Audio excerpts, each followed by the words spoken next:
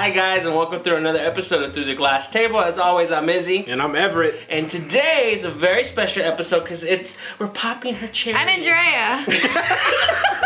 We've been wanting to have her on for a really long time. I would honestly say she's one of the funniest people that I ever know, and I am in love with her. I agree. Yeah. And today we'll all I'm in the corner by myself. Today we're going to be reviewing Paramount's most anticipated sci-fi film of the year, Ghost in the Shell. Ghost in the Shell is the film adaptation of a nightmare scenario in which Paul Ryan, played by Peter Ferdinando, successfully passes his healthcare bill through Congress, forcing people to seek out cybernetic enhancements just to survive the fucking flu. Along the way, Senator Ryan creates Major, a cyborg with a human brain who is an unstoppable agent for the Japanese government. But her world gets turned upside down when she figures out that she is an Hinsenmoto Nakata, placed in the Mokatu Kotaka by the villainous Mikomoto. Actually, none of that actually happened, but don't it sound like the fucking plot to an anime? Since you're our guest of honor today, I think I'll ask you first. What did you think of Ghost in the Shell? I enjoyed it. As soon as it was over, I told you that it's the type of movie when I'm like really depressed and hate life and like think my life is over, walk over to the movie theater and I watch a movie and I escape for 2 hours. And that's what it did. I have no attachment to this. I personally fucking hate anime. I think it's some of the worst storytelling in the world. I know you love it. Yes, so bitch. We're like on opposite ends of the spectrum. But there was something about this when I saw the trailers I was interested in visually. And I was just disappointed because it was just sort of like a drag. I really like the cinematography. Yeah. I will say that. It reminded me a lot of like, well, I told you this in the theater, like Ridley Scott movies, especially like Blade Runner. I got a lot of Blade Runner. throwback. Even with the slow plot too, and not really know what the fuck it's about.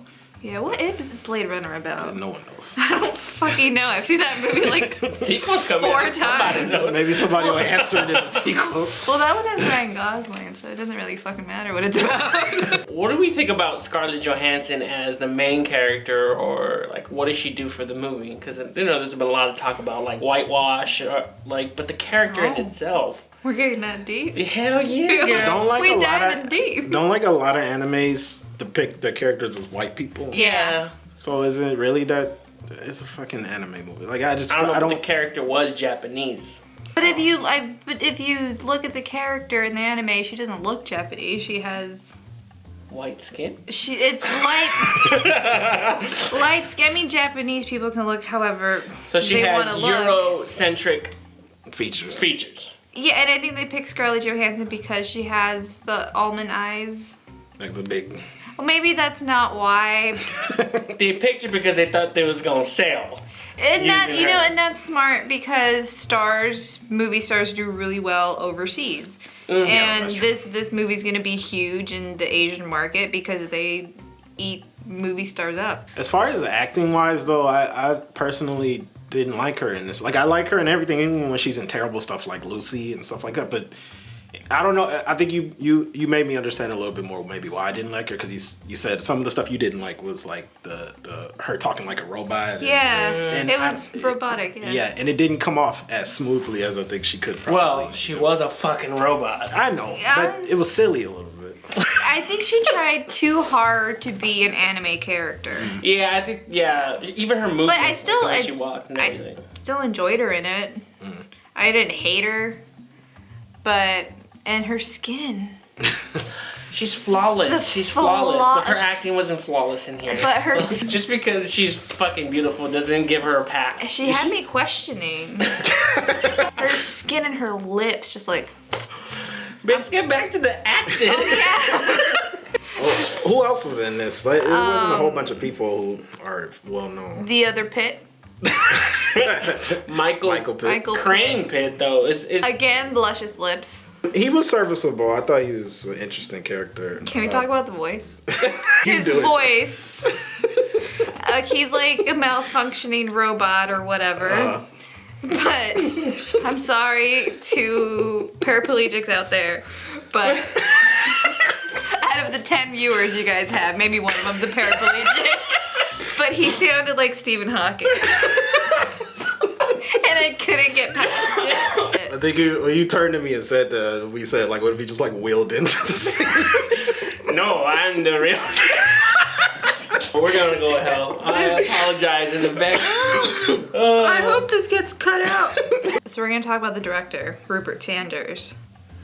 He directed Snow White and the Huntsman, which I enjoyed. Another good escapist movie. He's boring.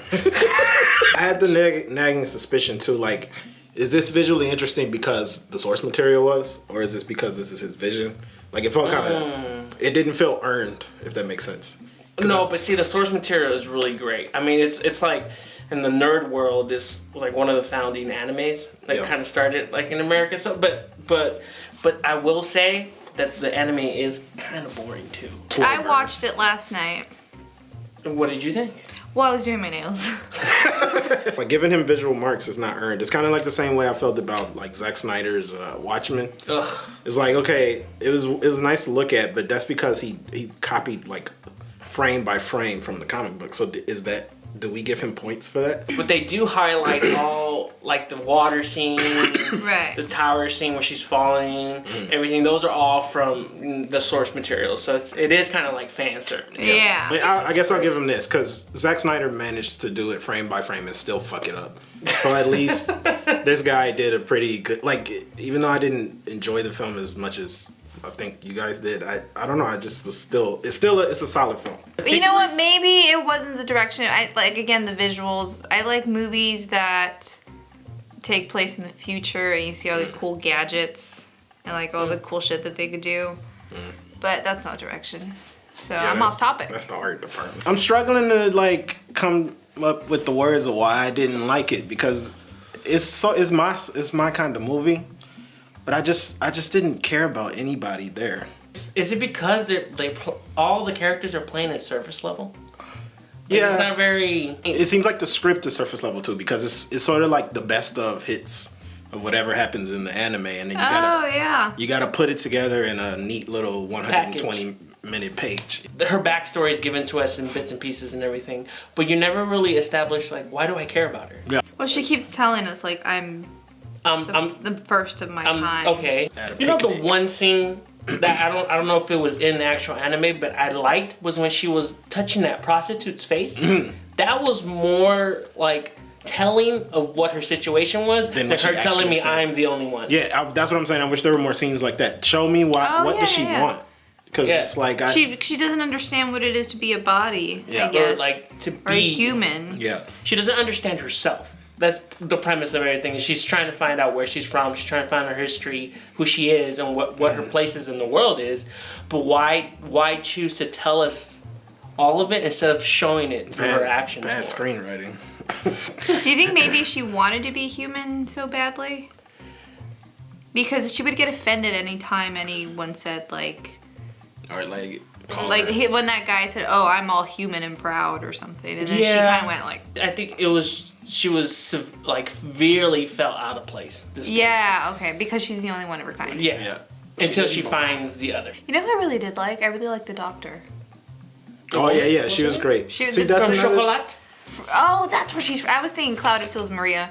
But she was really great. Yeah, that was a great relationship, and that kind of I wish there was more of that too. But now we come to the part where you tell us your overall rating of the film, and we usually do it off of 5. Yeah. Okay. 5 being the best, 1 being is crap. So I would give it. Can I do like half points? Yeah, that's fine. Okay, so I'll give it 3.75 stars.